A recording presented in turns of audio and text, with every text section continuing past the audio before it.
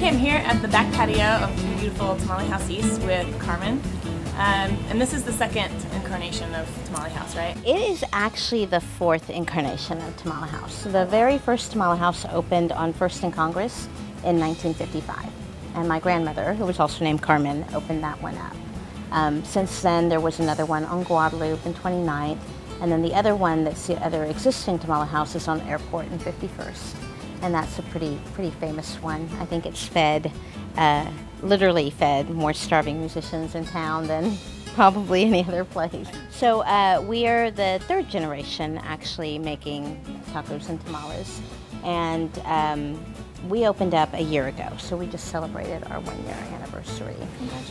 Thank you. And we have all of the staples that the other Tamale House does. But in addition, we have a lot of specials. So one of your specialties is Dad's Fajitas? Yes, that's one of our most popular dishes. It started out, what happens with us is we'll introduce something as a special, and everyone will order it so much and always want it that it kind of becomes a part of the menu.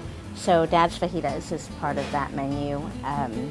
And the fajita's been around forever. It's like a Tex-Mex staple. We reinvented it a little bit for summer with kind of some seasonal ingredients and kind of jazzed it up a little bit. What makes a good fajita? Well, the thing about fajita is that it was a dish that was traditionally made with like the skirt steak. So it's not a super expensive cut of meat. So I think the secret to it is the way you season it, what you add to it, the process of cooking it. I think it really helps to, if you're making it at home, I would do it in a cast iron skillet or on the grill outside. It can be traditionally made that way as well. If you wanted to, you can use a more expensive cut of meat. I mean, you could use a sirloin, you could up it and do that. But I think the beauty of fajita is that you don't have to do that. So the very first thing you're going to do is you're going to, I like to prep everything and have everything cut and ready to go.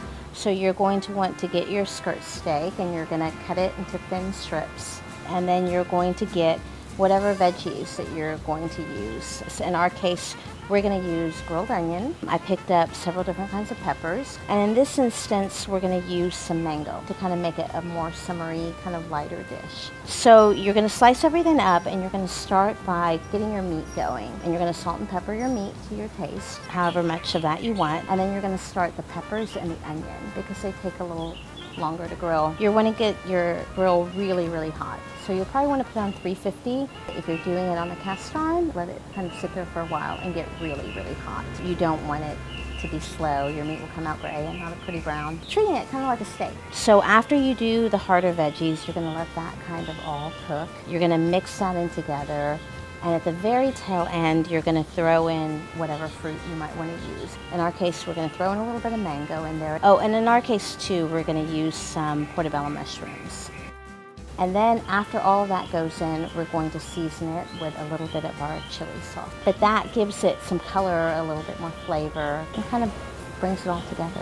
And then when you're done cooking everything, you can serve it in your choice of tortilla. And then we're going to top it off with some homemade guacamole and a little bit of pico de gallo.